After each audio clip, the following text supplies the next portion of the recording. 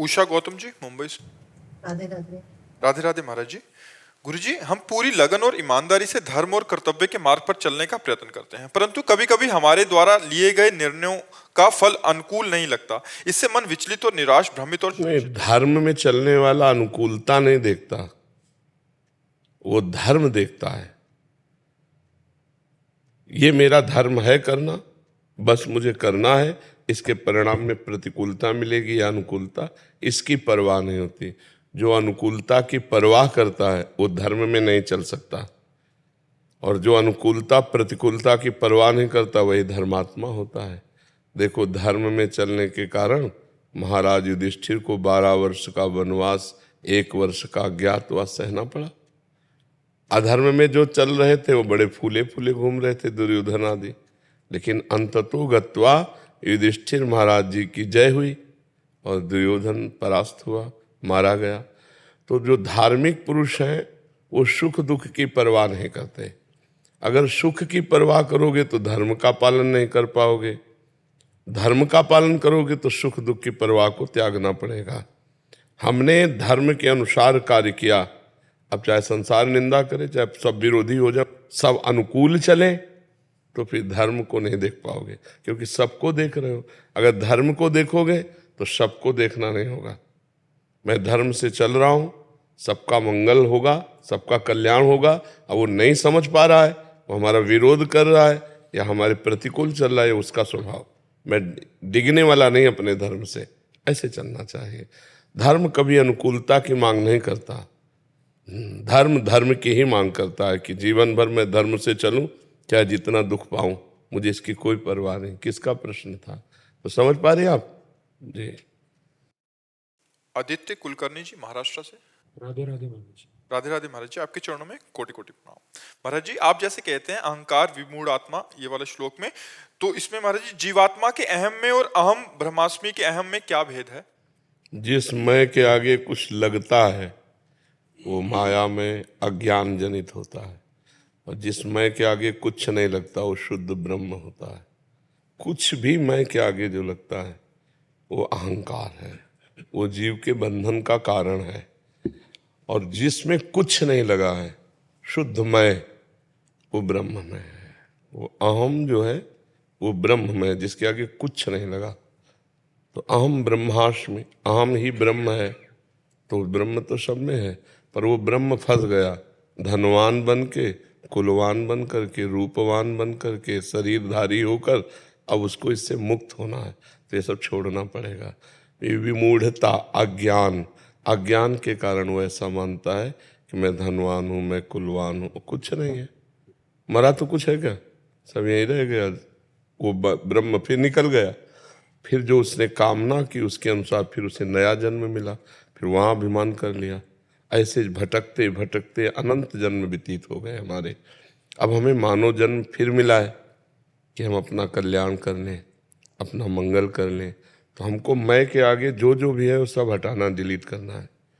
अब जब ये लग जाता है मैं भगवान का भक्त, तो वो परम पवित्र है, क्योंकि भगवान से जुड़ गया ना। जो माया से जुड़ करके मैं है वो अपवित्र है, जो भगवान से जुड़ करके है वो परम पवित्र है। अब भगवान से जुड़कर, जैसे मैं भगवान का दास हूँ, मैं भगवान का सखा हूँ, मैं भगवान का जो भी भाव करता है वो सब पवित्र है, जो कि भगवान से जुड़कर। और जो माया से जुड़कर है वो अपवित्र अहंकार है, वो बांधने वाला है, वो त्याज्य है, उसका त्याग करना चाहिए जी। उमेश प्रताप सिंह जी बस्ती से। राधे राधे। महाराज जी, आपके चरणों में चरण स्पर्श। महाराज जी, अपने इष्ट देव की पहचान कैसे करें? कई देवी देवता हैं, जैसे भगवान राम जी, कृष्ण जी, पहले शिव गुरु जी। की पहचान करो, पहले गुरुदेव। गुरुदेव जो नाम रूप देते हैं वो हमारा इष्ट होता है। अपने आप से चयन करने से सिद्धि प्राप्त नहीं होती, गुरुदेव प्रदत्त। हमने गुरुदेव का वर्ण किया, उन्होंने हमें राम रूप दिया, श्याम रूप दिया, शिव रूप दिया, जो रूप दिया बस उसी में अपने मन को लगा लेते हैं। इसीलिए गुरुदेव भगवान की महिमा है। बिना गुरुदेव के भवसागर से तरा नहीं जा सकता। चाहे शिव बिरंच सम होई, गुरु बिन भव निधि तरे न कोई। तो हम पहले गुरुदेव की खोज करें और गुरुदेव मिले, फिर हम गुरुदेव जो बतावें नाम, जो रूप, जो लीला, जो उपासना, उसके अनुसार चलें। तो हम परिपक्व साधक कहलाएंगे। गुरु प्रदत्त उपासना ही सिद्धि प्रदान करती है। गुरु प्रदत्त इष्ट ही साक्षात्कार की योग्यता प्रदान करता है। गुरु प्रदत्त नाम ही इष्ट का साक्षात्कार करवाता है। इसलिए ध्यान मूलम गुरु मूर्ति, पूजा मूलम गुरु पदम, मंत्र मूलम गुरु वाक्यम, मोक्ष मूलम गुरु कृपा। ये सब गुरुदेव के ऊपर है। नहीं तो आपने गुरुदेव का वर्ण किया। हाँ, तो इसीलिए तो जब तक ब्याह नहीं होता तो लड़की 10-20 फोटो रोज देखती है, पता नहीं कौन दूल्हा इसमें हो। लेकिन ब्याह होने के बाद अगर 10-20 फोटो देखे तो गलत मानी जाएगी कि नहीं मानी जाएगी? तब तक गलत नहीं मानी जाएगी जब तक तो अभी ब्याह नहीं हुआ आपका। ब्याह का मतलब जीवन का पूरा भार अभी गुरुदेव के चरणों में समर्पित नहीं किया, इसलिए निर्णय नहीं हो पा रहा। राम भजूं, कृष्ण भजूं, शिव भजूं, ये तो वहां से निर्णय होगा गुरुदेव से। जी राजेश कुमार जी चंडीगढ़ से। जी राधे राधे महाराज जी। महाराज जी, आप कह रहे हैं कि आप निराकार उपासना के पथिक थे, बट आपका सत्संग सुने तो नाम जप में रुचि बढ़ी इनकी। महाराज जी फंसे कहाँ हो? साकार और निराकार में। नहीं, हम कह रहे हैं फंसे कहाँ हो? आकार में फंसे हो ना, आकार में तो फंसे हो। तुम निराकार हो भैया, तुम ही निराकार हो। तुम्हारा स्वरूप ना अल्ट्रासाउंड में आ सकता है, न एक्सरा में, न सिटी स्कैन में आ सकता है। मन नहीं आ सकता, फिर स्वरूप तो बहुत बड़ी बात है। आज तक कोई मशीन वैज्ञानिकों ने नहीं बनाई कि देखो ये मन बनी है। अभी तक तो हमें तो पता नहीं, लेकिन आप लोग तो संसारे में आज तक कोई देश विदेश में ऐसी तैयार हुई हो मशीन, ये मन देखो, ये बुद्धि, ये चित्त, ये अहंकार। क्योंकि अध्यात्म मशीनरी नहीं पकड़ सकती। अध्यात्म दिव्य योग मार्ग है। दिव्य भाव के द्वारा जब हम अपने स्वरूप का चिंतन करते हैं तो हमारा स्वरूप निराकार है, कोई आकार नहीं है। पावर, दिव्य पावर, उसे जो यंत्र मिल जाता है वही वो रूप धारण कर लेता है। जैसे एसी तो पावर शीतलता फेंकने लगी, हीटर पावर गर्मी फेंकने लगा, पंखा पावर हवा फेंकने लगी, हाइड्रोजन पावर लाइट फेंकने लगा। लेकिन पावर है वो न पंखा है, न एसी है, न हीटर है, न हाइड्रोजन है। वो पावर है। उसका जहां प्रयोग होता है उसके अनुसार, यंत्र के अनुसार वो अपना स्वरूप प्रकाशित कर देता है। ऐसे ही ये ब्रह्म पावर है। सुअर में गया तो अपने को सुअर देख रहा है, मनुष्य में आया तो अपने को मनुष्य देख रहा है। लेकिन ये आकार उसके तो नहीं है ना। ये बिजली का आकार थोड़ी है। बिजली जहां जाती है वैसे ही अपना स्वरूप प्रकाशित कर देती है यंत्र के अनुसार, लेकिन बिजली का कोई रूप नहीं है, वो एक पावर है। ऐसे ही ब्रह्म पावर है, भगवत पावर है जीव, उसका कोई रूप नहीं है। कहीं पढ़ा है आज तक कि जीव ऐसा है, काला है, गोरा है, लंबा है, चौड़ा है, छोटा है, बड़ा है? कोई रूप नहीं। आप भी निराकार हो, लेकिन फंस गए आकार में। तो जैसे कांटा लग जाए तो कांटे से कांटा निकाला जाता है, तलवार से कांटा थोड़ी निकाला जाएगा, या हवा से कांटा नहीं निकलेगा। वो कांटे जैसी आकृति वाले यंत्र से ही कांटा निकलेगा। तो हम आकृति से फंसे हैं, आकार में फंसे हैं, तो हम आकार से ही मुक्त हो गए। हमारा स्वरूप तो निराकार है ही है। और भगवान का मानो चाहे साकार चाहे निराकार, पहले अपने स्वरूप को देख ले। निराकार होते हुए भी तुम आकार में फंस गए, तो अब आकार से ही निराकार की तरफ लौटो। भगवान के नाम का जप, भगवान के रूप की आराधना, तो ये आकार ये वाला भूल जाओ, जो शरीर आकार है इसको भूल जाओ। और वो आकार सच्चिदानंदमय है, तो उस आकार में तन्मय होते ही संसार का चिंतन छूटा, तो असलियत जो भी हमारे भाव हुए, साकार या निराकार, वो हमारे सामने प्रकाशित हो जाते हैं। समझ पा रहे आप? तो खूब नाम जप करो, हमारी बात मान लो, इस चक्कर में ना फंसो। आप जी नाम जप कौन सा किया? अब हमसे पूछोगे तो हम तो राधा नाम के आशिक हैं, हम तो कहेंगे हाँ तो शिव शिव जपो, सांब सदा शिव जपो, ठीक है।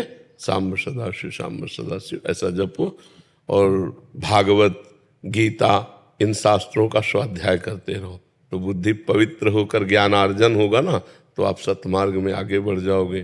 पाप आचरण से बचो, अपवित्र भोजन से बचो, अपवित्र वार्ता, अपवित्र विचार, इनसे बचो। यदि भगवान को प्राप्त करना है तो कम सोना, कम बोलना, कम खाना, ये 3 चीजें अपने संयम में कर ले। वाणी को संयम में कर ले, कम बोले, मौन आश्रय रखे, जब बोले तो उचित बोले, और नींद 4 घंटे 5 घंटे पर्याप्त समय, सो के बर्बाद न करे। और भोजन 400 ग्राम अन्न में 24 घंटे मनुष्य स्वस्थ होकर जी सकता है, तो हम कह रहे हैं 1 किलो खा लो, 24 घंटे में 1 किलो भोजन ले लो। लेकिन ये नहीं कि चिड़िया की तरह चुगते रहो। अब आंतों को चाहे जितना फैला लो, आप 2 रोटी से काम चलाने लगो, आपका अभ्यास 2 रोटी में हो जाएगा। आप 6 रोटी, तो ये थैला है, इसे बढ़ाते चले जाओ चाहे जितना, और समेटते चले। तो भोजन कम, बोलना कम, सोना कम, तो साधना प्रारंभ हो जाएगी। उचित भाषण, पवित्र भोजन, पवित्र विचार, तो परम पवित्र भगवान की प्राप्ति की योग्यता आने लगती है। और खूब नाम जप करो, ठीक है। कैप्टन संजीव कुमार सारस्वत जी। राधे राधे महाराज। महाराज जी, हम वृंदावन से बहुत दूर रहते हैं, हम दुबई में रहते हैं, तो महाराज जी हम लोग भक्ति में कैसे अग्रसर हों, कि हमें क्या करना चाहिए कि हमें वृंदावन में रहकर भी भक्ति नहीं हो सकती यदि भक्ति न करना चाहो तो। और भक्ति करना चाहो तो लंका में भी विभीषण जी ने भक्ति कर ली। दुबई तो लंका जैसा तो नहीं है, घोर निशाचरी लंका निश्चर निकर निवासा, यहाँ कहाँ सज्जन कर वासा। तो हमें लगता है बहुत से भारतीय दुबई में भी वास करते हैं, और भक्ति के लिए कोई दुबई में प्रतिकूलता नहीं है। लेकिन लंका में तो भक्ति के लिए प्रतिकूलता थी, गर्दन उड़ा दी जाए अगर पता चल जाए रावण को कि ये भगवान का भक्त है। तो विभीषण जी ने जब वहाँ भक्ति कर ली, तो इसका मतलब कहीं भी भक्ति की जा सकती है। अच्छा, भक्ति एक हृदय का विषय है, भक्ति हृदय का भाव है। अब आप अंदर बैठे बैठे राधा राधा जप रहे, कौन जाने आपसे, है नहीं। और हृदय से आप व्याकुल हैं, भगवान मैं तो ऐसे देश में रहता हूँ जहाँ आपकी भक्ति का प्रकाश नहीं है। बड़े धन्य भाग हैं जो ब्रज में रहते हैं, जो अवध में रहते हैं, जो काशी में रहते हैं। प्रभु मेरी भक्ति कैसे बनेगी। तो ये दैन्यता और भगवान का स्मरण, ये आपको भक्तिवान बना देगा। महाराज जी घर बनाया तो हमने घर का नाम वृंदावन नाम रखा। हाँ ठीक है, बहुत सुंदर है। इन किन प्रकारेण भगवान की स्मृति हमारे अंदर आनी चाहिए। घर में ठाकुर जी विराजमान क्यों? हाँ, बहुत बहुत। माता जी भी सेवा करती हैं। हाँ, और बच्चे वगैरह सब हम लोग इस्कॉन से जुड़े हुए हैं महाराज। हाँ ठीक है, खूब नाम जप करो और राधा कृष्ण की सेवा करो और भगवान के भाव में रहो। सकल भूमि गोपाल की आमे अटक कहा, कोई जगह ऐसी नहीं जहाँ हमारे भगवान ना हो। हरि व्यापक सर्वत्र समाना, समाना जैसे वृंदावन में है ऐसे दुबई में भी है। हरि व्यापक सर्वत्र समाना, प्रेम ते प्रगट होए मैं जाना। भगवान शंकर कह रहे हैं यदि प्रेम हृदय में जागृत हो जाए तो दुबई में मुरली मनोहर दिखाई देने लगेंगे। नहीं, वही है भगवान। और प्रेम ना हो तो वृंदावन में भी नहीं दिखाई देंगे। आप जाओ बिहारी जी से आंख लड़ाओ, राधा वल्लभ जी से आंख लड़ाओ, अगर प्रेम नहीं है तो आपको थोड़ा भी सुख नहीं मिलेगा। और प्रेम है तो सोचकर आपको आंसू आने लगेंगे, सोचकर आपका हृदय आनंदित होने लगेगा। तो प्रेम ते प्रगट होए मैं जाना। और प्रेम प्रगट होता है भजन से, और भजन होता है साधु संग से। भजन न होई संग बिन, भजन बिना नहीं प्रेम, छिनहु भजन न छाड़िए, धरिए या ध्रुव नेम। ये नियम ले लो कि एक क्षण भी भगवान का नाम नहीं भूलेंगे, तो दुबई में रहते हुए भी भगवत प्राप्ति हो जाएगी।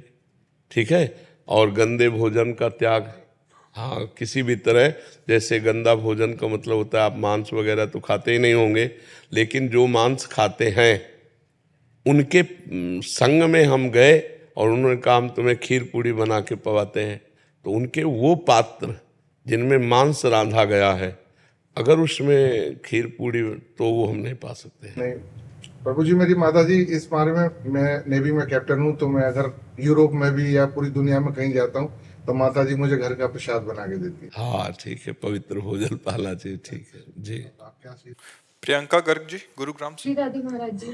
श्री राधे महाराज जी, आपके चरणों में कोटि कोटि प्रणाम। महाराज जी, ईश्वर की कृपा प्राप्त करने के लिए आसान व प्रभावी तरीका क्या है? नाम जप। भगवान की कृपा प्राप्त करने के लिए मन क्रम वचन छाण चतुराई, तो भजत कृपा करिहे रघुराई।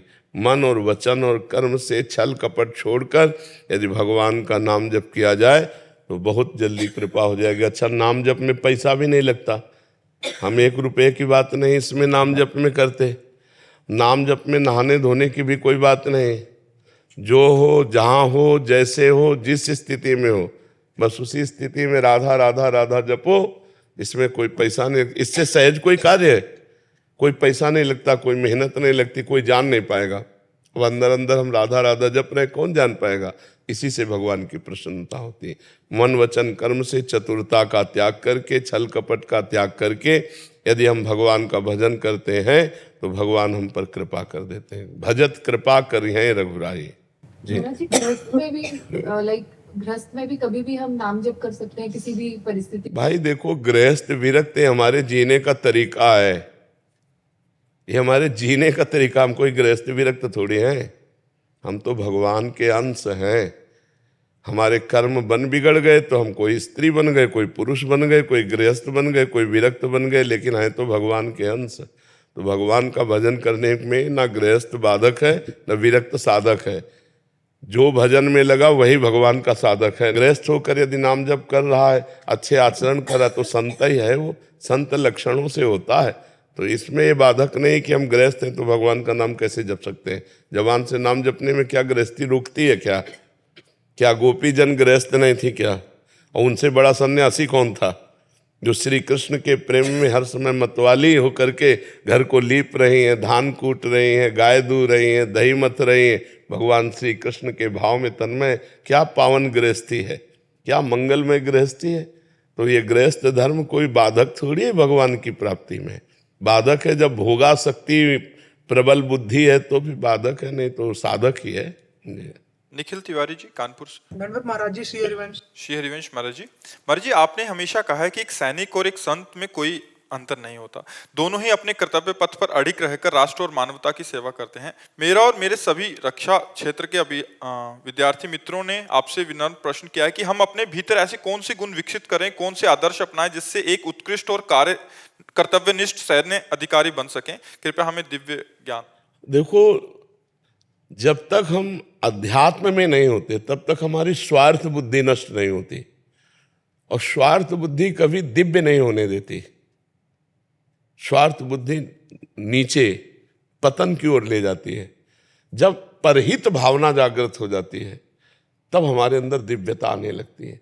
हमारे अंदर जो विशेष शक्ति जागृत होती है वो दूसरों के हित की भावना से जागृत होती है, और दूसरों के हित की भावना अध्यात्म से आती है, और अध्यात्म भगवान के नाम जप और सत्संग से जागृत होता है।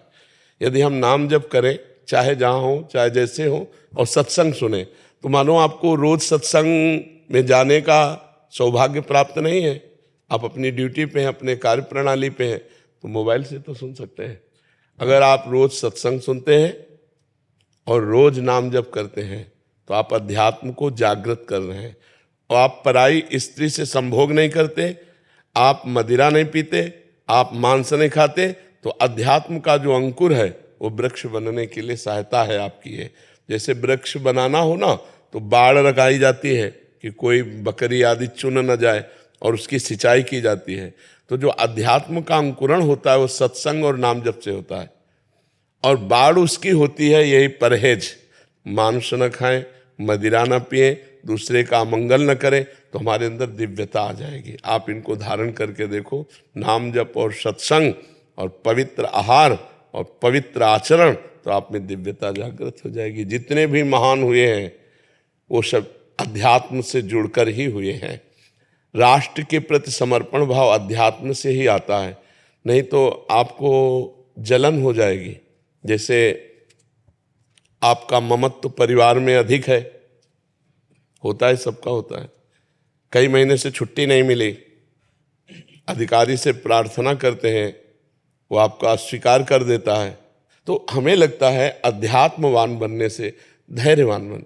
चलो इस बार हमारी रिक्वेस्ट नहीं मानी, अगली बार मान लेंगे, अगली बार गए तो कभी तो छुट्टी मिलेगी ही, परिवार जाएंगे। तो ये बुद्धि जो हमारी है ये शुद्ध हो जाए तो ये दिव्य हो जाए, और बुद्धि अपवित्र है तो सब बेकार हो गया। अब जैसे राष्ट्र के प्रति प्रिय भाव आ गया, धर्म भाव आ गया, तो आप कभी रुपया लेकर के गद्दारी नहीं करेंगे अपने राष्ट्र के प्रति, आप कभी धोखा नहीं हमारे राष्ट्र को देंगे। लेकिन अगर आपकी बुद्धि आध्यात्मिक नहीं है, तो आपको कोई करोड़ 2 करोड़ दे रहा है तो आपको लगेगा ना। तो परहित की भावना ये अध्यात्म से जागृत होती है, और अध्यात्म नाम जप और सत्संग से, और सत्संग और नाम जप हमारा बराबर चलता रहे। इसलिए हमें पराई स्त्री का संभोग, मदिरापान और मांस भक्षण इनका त्याग कर देना चाहिए। महाराज जी एक संशय। महाराज जी मेरे मित्र ब्रह्म, ये भी आने वाले समय में फौज ज्वाइन करने वाले हैं। मैम महाराज जी कई कई जगह ऐसी पोस्टिंग होती है जहाँ पे ना चाहते हुए भी, आपके मुख से हमने सुना है कि अगर कभी किसी इंसान ने अगर शराब की बूंद भी जबान में लगा दी तो उसका ब्रह्मत्व का नाश हो जाता है। लेकिन महाराज जी कभी ऐसी जगह कहीं पे पोस्टिंग है जहाँ पे तामसिक आहार, या जैसे सियाचिन ग्लेशियर में, वहाँ पे अगर गलती से भी अगर कभी ऐसा कुछ करने को रहा तो फिर उसके लिए जरूरी है कि वो करे? नहीं महाराज जी, ऐसा होता है तो संशय था। नहीं, उसको ना करे। भगवान में बहुत बल है बच्चा। हर गर्मी सर्दी बरसात सब कुछ सहने। क्या ऐसे महात्मा नहीं जो हिमालय में है? क्या वो शराब पीते हैं? क्या वो मांस खाते हैं? अब विचार करो, कई कई दिन भूखे रहकर भी बर्फ में बैठकर साधना करते हैं। तो वही तो आप भी हो ना। आप राष्ट्र के लिए साधना कर रहे हो, भगवान के लिए साधना कर रहे हैं। तो आप राष्ट्र और भगवान दोनों को लेके चल रहे हैं। तो मुझे लगता है यदि आप निष्ठावान हैं तो नहीं पीना चाहिए। आपको गर्मी भगवान देंगे, आंतरिक गर्मी भगवान देंगे। हर बात सहने की सामर्थ्य भगवान दे देते हैं। जरूरी थोड़ी ही कि अशुद्ध पदार्थ पीने से ही आपका शरीर रक्षण होगा, नहीं है। ऐसे भी बहुत से आर्मी में, हमारी जानकारी में लोग हैं जिन्होंने पूरा जीवन आर्मी में दे दिया लेकिन एक बूंद शराब नहीं पी। तो क्या वो लोग ऐसी जगह तैनात नहीं हुए? क्या तैनात जरूर हुए होंगे, लेकिन वो निष्ठावान है। से महाराज जी वेजिटेरियन रहते हैं जो मतलब शराब आदि का सेवन नहीं करते और वहाँ। हाँ, तो हमें लगता है कि ऐसी निष्ठा रखनी चाहिए, क्योंकि अगर हम जरा भी छूट दे दिए तो हजारों लोग भ्रष्ट हो जाएंगे। तो हमें लगता है कि ना को ही पकड़े रहे। और 4 दिन की जीवन है यार, राष्ट्र के लिए समर्पित जीवन, भगवान को समर्पित जीवन, उज्जवल भविष्य, उज्जवल जीवन, काहे को गंदा करें? भाई राष्ट्र तो सब व्यवस्था आपकी करेंगे, लेकिन नहीं, आप धर्मात्मा है और राष्ट्र सेवक है तो आपको नहीं खाना चाहिए। क्योंकि और भी सुविधा है ना, बिना उसके भी तो जिया जा सकता है। और शक्ति आती है धर्म में, शक्ति धर्म में आती है। कितनी बड़ी शक्ति हमारे देशवासियों में कि जय हिंद बोलकर फांसी के फंदे पर झूम गए। नहीं झूम गए तो हम उन्हीं के वंशज है, हम उन्हीं के अंश हैं। तो हम राष्ट्र के लिए उतना प्रयास करेंगे कि हमारा राष्ट्र विजयी हो, राष्ट्र हमारा सुखी हो। वही आपकी भावना आपका मंगल कर देगी। चिराग जी मथुरा से। राधे राधे महाराज जी। महाराज जी, नकारात्मक विचार मुझसे पाप करवा देते हैं महाराज जी, ऐसे विचारों को मैं कैसे दूर करूं महाराज जी? सत विचार, असत विचार, ये 2 बुद्धियां हमारे अंदर हैं, कुमति और सुमति। जहाँ कुमति बढ़ती है तो फिर असत विचार, बस नकारात्मक सोच, जो निगेटिव सोच है, हाँ, ये इसको हटाने के लिए पहले भोजन शुद्ध करो, फिर नाम जप, शास्त्र स्वाध्याय, सत्संग सुनो, इससे बड़ा लाभ मिलेगा। भोजन शुद्ध करो। कोई नशा, तो कैसे बुद्धि शुद्ध कैसे होगी?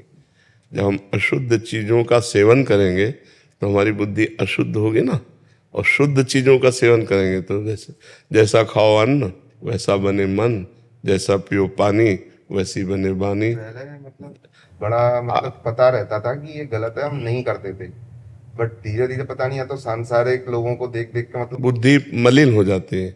तो आज हमारे पास आप आए हैं तो एक नियम लीजिए कि जो भी आप नशा करते हैं उसे छोड़ दीजिए। अगर सुधरना चाहते हैं, नहीं सुधरना चाहते तो मत लीजिए। क्योंकि हमारे पास आने का कुछ तो लाभ मिलना चाहिए। हमारे संग का लाभ यही है कि आपका नाश करने वाली बात, आपका पतन करने वाली बात, आपको दुख देने वाली बातें खत्म हो जाए।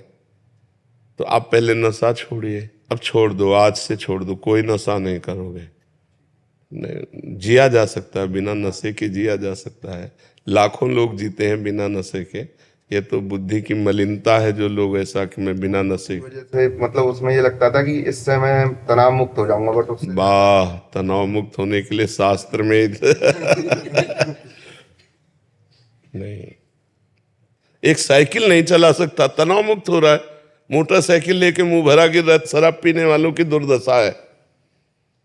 शराब शरीर के लिए हानिकारक है, धर्म नष्ट करती है, बुद्धि भ्रष्ट करती है। कौन शराब पीकर उन्नति को प्राप्त हुआ है, आध्यात्मिक या लौकिक? विचार करके देखिए। ज्यादा पी लो तो पड़े पड़े लगो, शंका करो कहीं नाली में पड़े हो, कहाँ पड़े हो, कोई होश नहीं। तनाव मुक्त होना है तो राधा नाम का ध्यान कीजिए, तनाव मुक्त हो जाएंगे। जन्म जन्म का तनाव नष्ट हो जाएगा। पहले व्यसन छोड़िए। और भोजन शुद्ध, भोजन में क्या शुद्ध है? बाजार का बहुत खाता हूँ, अब घर का शुरू कर दिया। हाँ, भोजन शुद्ध कीजिए, तभी निगेटिव बुद्धि को हम कंट्रोल कर पाएंगे। नहीं तो उसको जब रजोगुणी तमोगुणी भोजन मिलेगा तो निगेटिव ही सोच फेंकेगी, और ये निगेटिव बढ़ जाए तो डिप्रेशन में पहुंचा दे। थोड़ा सा इसकी कई थोड़ा सा अनुभव सा होता है। हाँ, नहीं, बहुत खतरनाक है ये। ज़्यादा निगेटिव हो जाए तो आपको आपके हाथ से आपकी हत्या करा देगा। बहुत खतरनाक है निगेटिव विचार। जब अपने को ऐसा महसूस कर लेते हैं कि अब जीना किस काम का, तो कितने लोग हैं जहर खा लेते हैं, कितने लोग हैं सूट कर लेते हैं, ये बहुत खतरनाक है। इसको सुधारो, भोजन सुधारो। और नशा तो आज से करना मत, क्योंकि आप हमारे सामने नियम ले रहे हैं। अब अगर तोड़ा फिर कैसे? जहाँ से उठना है वहीं की बातें अगर छोड़ दी, वहाँ का नियम छोड़ दिया, तो फिर कहाँ उठोगे? मान लो गिरने के तो लाखों चांस है, लेकिन उठने के चांस कम मिलते हैं। ये भगवान ने आपको चांस दिया है, आप उठ जाइए, आप गलत मत कीजिए और नाम जप कीजिए। ठीक है? अश्विनी गर्ग जी। राधा राधा। राधे राधे महाराज जी, आपके चरणों में कोटि कोटि प्रणाम। महाराज जी, चिंतन में काम, क्रोध, लोभ, मोह, भय, अहंकार आदि सब छठ विकार हैं। इन सब में क्रिया भी हो जाती है। चिंतन व क्रिया दोनों में विकार कैसे छूटे? अहम भाव बहुत देखो, तेज है। क्रिया पहले नहीं होती, पहले चिंतन होता है। जो चिंतन में हमें सुख देता है, काम या जो भी भोग, वो क्रिया में नहीं होता। आप देख लो, अगर क्रिया में होता तो क्रिया के बाद तृप्ति हो जानी चाहिए ना। फिर चिंतन होता है, फिर लगता है इस तरह से इसको ऐसे इस पदार्थ को भोगा जाए तो सुख मिलेगा। बस यही नाश का कारण है। ध्यायतो विषयान पुंसान संगास्तेषु उपजायते, संगात संजायते कामः, कामात् क्रोधो विजायते, क्रोधात् भवति सम्मोहा, सम्मोहा स्मृति विभ्रमा, स्मृति भ्रंशात् बुद्धिनाशो, बुद्धिनाशात् प्रणश्यति। जब हम विषयों का ध्यान करते हैं, चिंतन करते हैं, वो खाली समय हमने क्यों दिया? उस समय हमें नाम चिंतन करना चाहिए, भगवान का चिंतन करना चाहिए। तो जब भगवान के चिंतन के साथ गलत चिंतन चलता है तो गलत चिंतन नष्ट हो जाता है और भगवान का चिंतन विजयी होता है। और जब खाली बैठे हो तो विषय चिंतन होगा, विषय क्रिया होगी और वो दुर्गति प्रदान करेगी। त्रिविधम नरकस्येदम द्वारम नाशन मात्मनः, कामः क्रोधा तथा लोभा तस्मात् दैत्यम त्यजेत्। ये तीन आत्मा का नाश करने वाले हैं, काम, क्रोध, लोभ। काम इनमें मुखिया है। काम की अपूर्ति में क्रोध होता है और काम की पूर्ति में लोभ होता है, और तीनों नरक पहुंचाने वाले हैं। इसलिए हमें निरंतरता बनानी है नाम जप की, कि हमारा मन खाली ही ना रहे। विषयों का चिंतन करने वाला मन बंधन का कारण है और भगवत चिंतन करने वाला मन मोक्ष का कारण है। राधा राधा राधा, राम राम राम, हरि हरि हरि, कृष्ण कृष्ण, नारायण शिव। जो नाम प्रिय हो आपको वो नाम निरंतर चलाओ। देखो अभी सब ठीक हो जाएगा। संसार के अंदर अपने आप आ जाता है। कोशिश नाम का करते हैं, संसार चलने लग जाता है। देखो आप समझो, जब हम प्रारंभ नाम जप करते हैं तो हमारे दो चिंतन होते हैं, एक भूत का चिंतन और एक भविष्य का चिंतन, बीती बातों का चिंतन या आगे होने वाली बातों का चिंतन। साथ में नाम जप कर रहा है, नाम जप उसको डिलीट करता जा रहा है अनजाने में। जैसे सीसी कैमरा सब कुछ कवर करता है, ऐसे ही हमारा मन पूरे भूत भविष्य की बातों को कवर करता रहता है। और जब हम नाम जप करते हैं तब वही सब बाहर निकलती हैं। तो हमें समझना चाहिए कि नाम जप को हम और बढ़ावें, जिससे हमारा मन खाली हो जाए। खाली निर्मल मन भगवान का साक्षात्कार करता है, मलिन भरा हुआ मन प्रपंच युक्त होता है। तो देखो, ऐसे देखो, बात कर रहे हो, कोई आपको विषय चिंतन नहीं, लेकिन अभी माला उठा के बैठो, अभी विषय चिंतन शुरू हो जाएगा। क्योंकि वो मन जो विषयों में लगा था और उसने विषय पकड़ रखे थे, अब वो खाली कर रहा है नाम। अब वो मंत्र जब से डिलीट हो रहा है, तो आपको उत्साहित होना चाहिए, गंदगी निकल रही है, और खूब नाम जप करो, धीरे धीरे ठीक हो जाएगा। अरे 3 दोष ज्यादा हैं जी मेरे में। एक तो मेरे को अहंकार आता है जी। देखो, 6 दोषों में हर दोष सबके अंदर रहते हैं, काम, क्रोध, लोभ, मोह, मद, मत्सर। अब आप पकड़ पाए तो 3 को पकड़ पाए, हैं तो 6, और 6 के 66 है, 6 के और भी विस्तार है ना, उतने ही थोड़ी, वो तो पूरा परिवार आ जाएगा। एक आ जाए तो पूरा परिवार आ जाएगा। ईर्ष्या, द्वेष, नाना प्रकार की और भी बात। हमको मूल से उड़ाना है, उसको उड़ाने के लिए भगवान नाम जप है। बस हर समय नाम जप करते रहो, चिंता मत करो, अपने आप सब ठीक हो जाएगा। आप नाम जप को पकड़ो, एक साधे सब सदे, और सब साधे सब जाए। अगर नाम जप पकड़ लिया तो सब ठीक हो जाएगा। ये हम अनुभव की बात कहते हैं आपको। नाम जप में निरंतरता कैसे लाई जाए? जैसे हमको धन के चिंतन में निरंतरता लानी नहीं पड़ती, स्वयं बनी रहती है। जैसे शरीर का हम ध्यान नहीं करते पर हर समय ध्यान रहता है, तो अगर हम ये मान लें कि भगवान का नाम सर्वोपरि धन, भगवान का नाम सबसे बड़ा सुखदाता, और भगवान का नाम लोक परलोक में मंगल करने वाला, तो भूलेंगे ही नहीं। हर समय भगवान के भजन में रति हो जाएगी।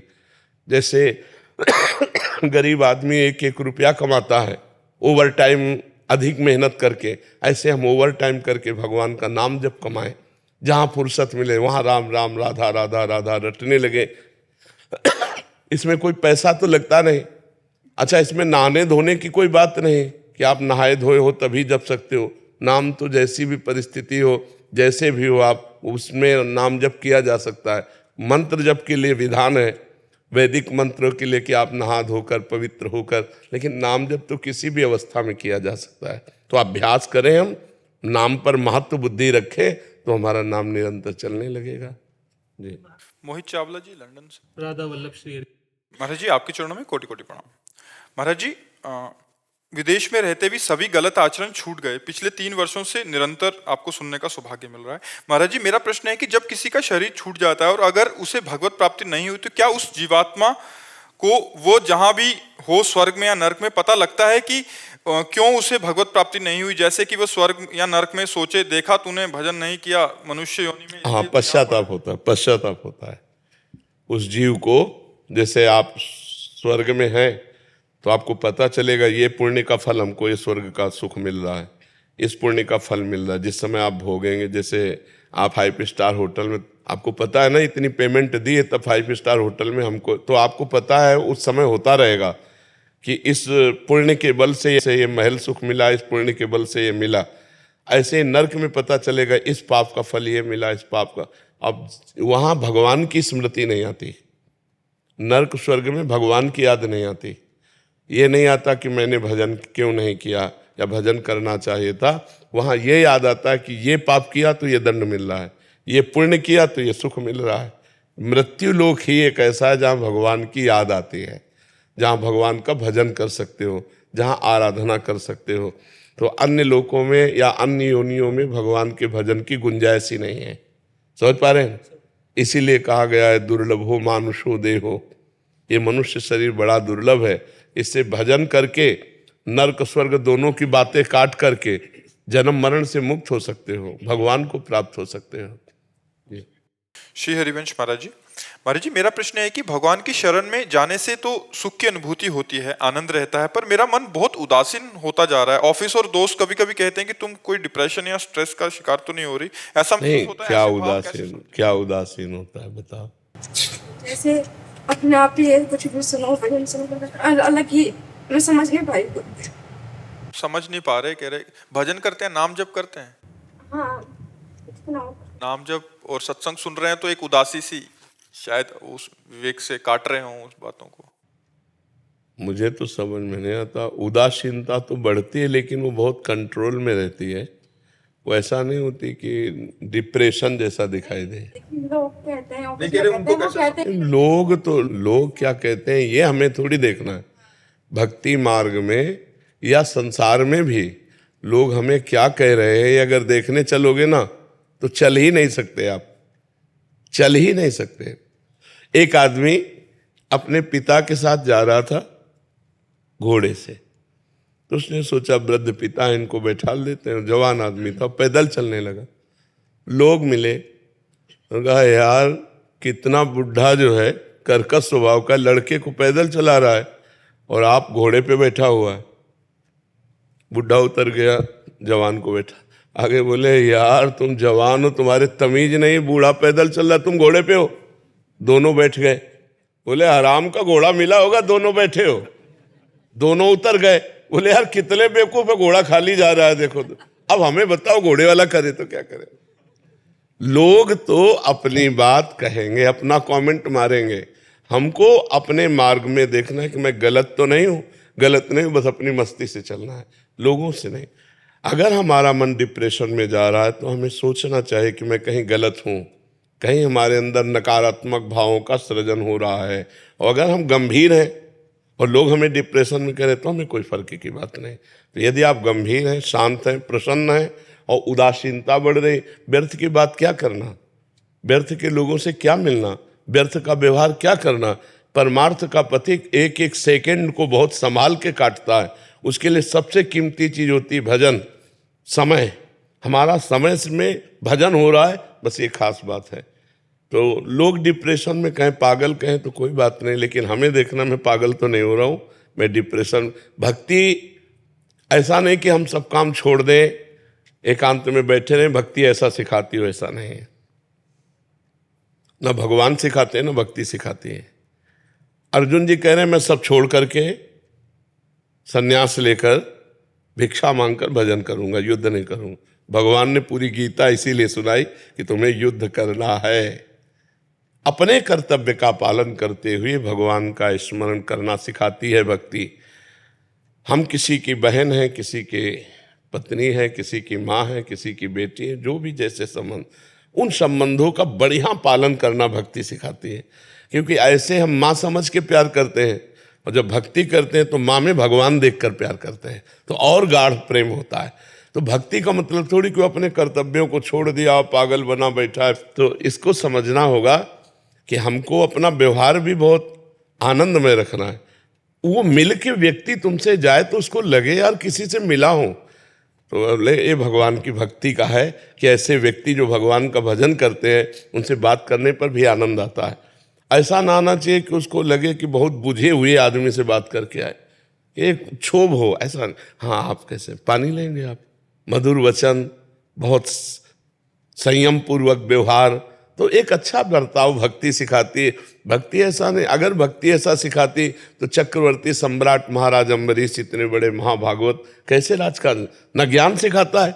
देखो जनक जी महाराज ज्ञानियों के गुरु हैं, भक्ति में सर्वश्रेष्ठ कितने राजा महाराजा हुए। तो हमें चाहिए कि अपनी भक्ति को संभालें। हम कहीं हम कोई नेगेटिव रचना तो हमारे अंदर नहीं रच रही है जो भक्ति की आड़ में हमको कमजोर कर रही हो। नहीं तो भक्ति बहुत प्रसन्न मुद्रा, आनंद में। हाँ, संसारिकता अच्छी नहीं लगती, जिनमें गंदे बच्चे बातें करते हैं वो अच्छा नहीं लगता, गंदा भोजन अच्छा नहीं लगता, गंदा व्यवहार अच्छा नहीं लगता। लेकिन ये नहीं कि वो किसी से बात ही नहीं करता या किसी से व्यवहार ही नहीं कर सकता, ऐसा नहीं है। हाँ, एक दशा आती है जो शरीर शुद्ध ही रहित।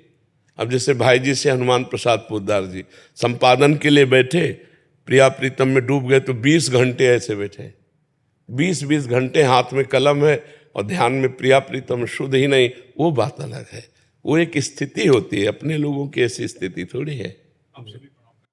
यदि हमारा गरीबों का सहयोग करना, बीमार पुरुषों को दवा देना, भूखों को भोजन देना ये चालू रहा तो इसको सपोर्ट मिलता रहेगा। अगर शराब पीना, मदिरा के साथ मांस खाना, व्यभिचार करना, तो ये चांद चांदनी है, अंधेरी रात भी होती है। तो हमको सावधान रहना है कि सुख के समय में हमको इतना अपना पुण्य कमा लेना है कि दुख का समय देखना ही ना पड़े। और जो मूढ़ होता है, अज्ञानी होता है, वो सुख के समय का भोग कर लेता है, मनमानी आचरण, मनमानी पार्टीबाजी, और इसके बाद धन का दुरुपयोग करके, पुण्य का नाश करके वो फिर वहीं पहुंच जाता है जहाँ से भगवान ने उसे उठाया था, वो फिर गिर जाता है। इसलिए आप सबसे प्रार्थना है, अपने समय का सदुपयोग कीजिए, अपने धन का सदुपयोग कीजिए, और अपने जो सम्मान है उसकी रक्षा के लिए हमको दूसरों को सम्मान देना सीखना चाहिए। अगर आप हमारी बात को समझ पाए कि जो अर्थ आता है उस अर्थ में से कुछ हिस्सा जबरदस्ती निकालकर किसी ऐसे अस्पताल में जहाँ गरीबों को दवा दी जाती हो, किसी ऐसे भोजनालय में जहाँ गरीबों को भोजन दिया जाता हो, कुछ ऐसे पशु सेवा वालों में जहाँ असमर्थ पशुओं की चिकित्सा और भोजन दिया जाता हो, वहाँ जरूर सहयोग कीजिए, क्योंकि उससे आपका पुण्य आपको सपोर्ट देगा। अगर आप उसे अपनी शोबाजी में ही केवल खर्चा कर दिए तो आपका पुण्य क्षीण हो रहा है। उसी पुण्य बल से, आप कोई तपस्या थोड़ी की है, ये पुण्य बल से मिला है। तो पुण्य बल हमारा और बढ़ना चाहिए। अगर पुण्य बल बढ़ेगा तो ये सपोर्ट बढ़ता चला जाएगा, अर्थ का, व्यवहार का, समाज का। जैसे कोई पुण्य है पूर्व का, पुण्य पुंज बिन मिले ही न संता, वो पूर्व का पुण्य जो है वो ये प्यार दिला रहा है, तो उसे और बड़ा करो। पूर्व के पुण्य के साथ वर्तमान का दान पुण्य इतना जुड़ जाए कि आपका जीवन मंगल में, सुख में, आनंद में व्यतीत हो। और साथ में नाम जप जरूर कीजिएगा। नाम जप करते हैं? हाँ, नाम जप कीजिएगा। और हमारी प्रार्थना, कोई गंदा नशा नहीं होना चाहिए। जी अगर हमारी बात मानो, जैसे मदिरा पीना है, मांस खाना है, पराई स्त्री से व्यभिचार करना है, इन बातों से बच जाना। नहीं, ये 4 दिन की चांदनी तुम्हें बता रहे हैं, बड़े बड़े सम्राटों के महल। जी हाँ, बहुत बहुत सावधानी से। अच्छा समय आया है, इसका सदुपयोग कर लो, इससे जगत मंगल कर लो, इतनी कमाई कर लो कि गिरना ना पड़े। पुण्य की कमाई, बैंक बैलेंस तो यहीं रह जाएगा। जो पुण्य कर लिया, जो अच्छा काम कर लिया, जो परहित कर लिया, जो नाम जप लिया, वो आपका साथ देगा लोक और परलोक में सर्वत्र। कोई रिश्ता खास होगा मेरा बाबा तुझसे, कोई रिश्ता खास होगा मेरा राधा तुझसे, तभी जुड़ा है सावरे मेरा नाता तुझसे हो।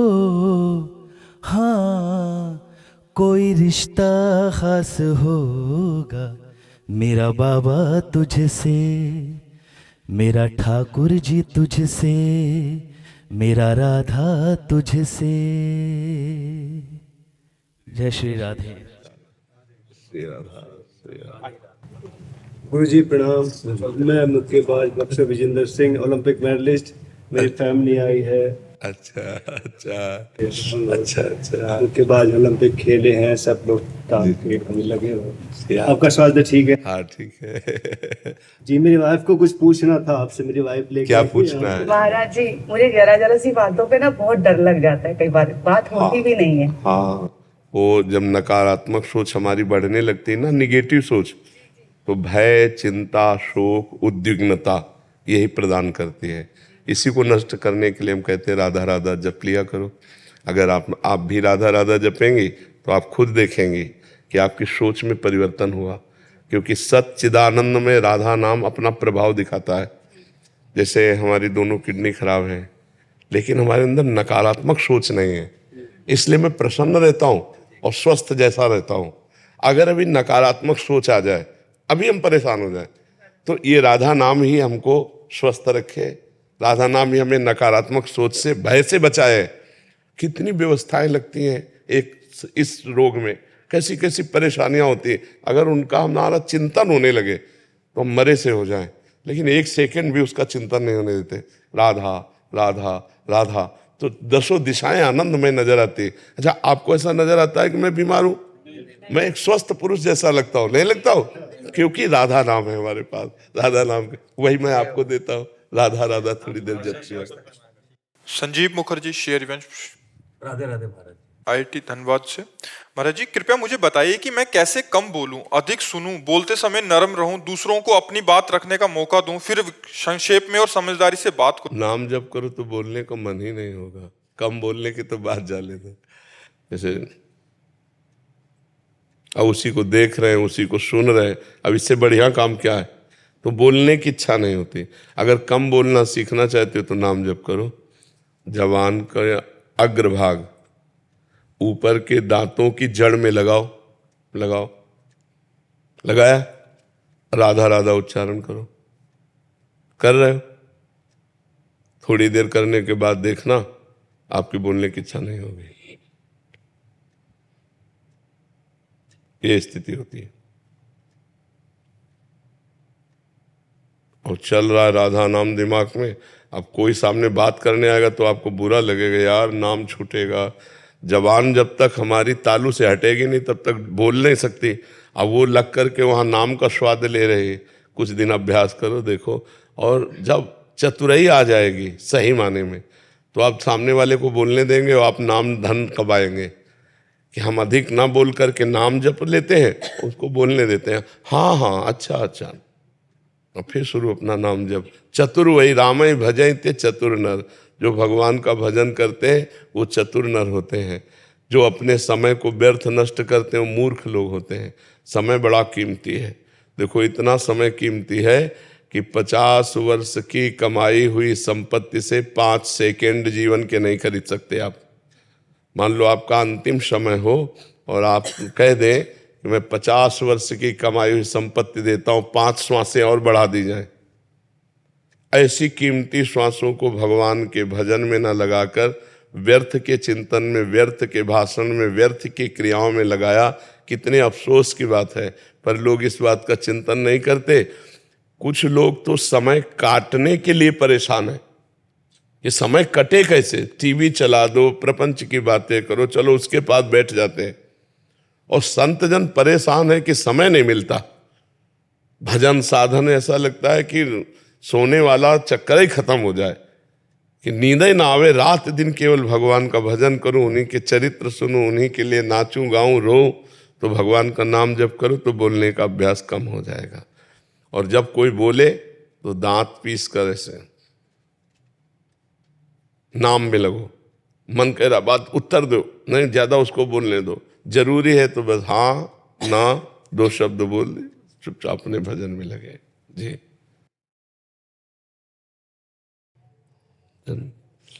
धन्यवाद। आपका स्वस्थ स्वास्थ्य के साथ ठीक है, कृपा है।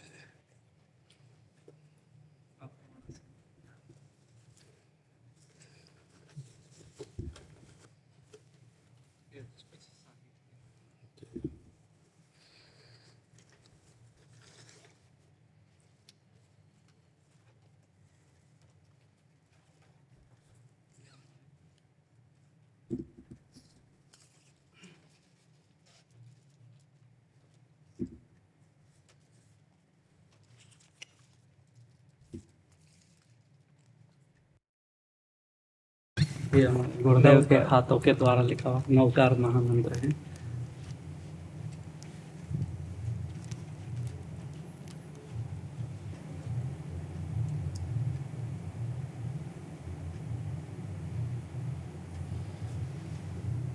अभी 9 अप्रैल को इस नवकार महामंत्र का पूरे वर्ल्ड लेवल में जीतो संस्था के द्वारा सुबह 8 बजे से 9 साढ़े 9 बजे तक विश्व कल्याण के लिए, आरोग्य प्रदान के लिए इस महामंत्र का अनुष्ठान है पूरे वर्ल्ड लेवल पर। अच्छा, कोई भी किसी भी जाति संप्रदाय सभी जाप कर सकते हैं इस नवकार महामंत्र। सभी को नमस्कार किया।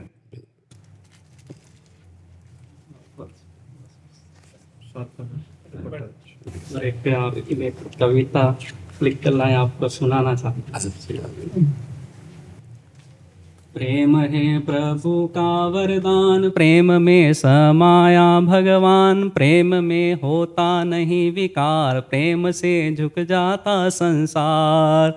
आकर्षित करता है सबको चुंबक के समजान, चुंबक के समजान।